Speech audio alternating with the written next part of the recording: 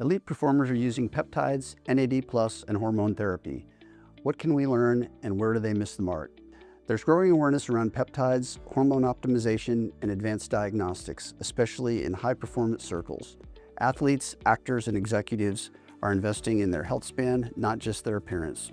At BioPrime Medical, we help our patients access the same tools with scientific rigor and medical oversight.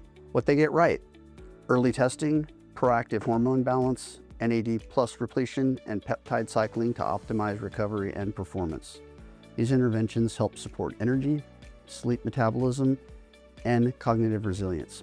What they often get wrong: overstacking protocols, chasing trends without lab data, or using therapies without adjusting for age, baseline levels, or genetics. Optimization isn't about volume, it's about precision.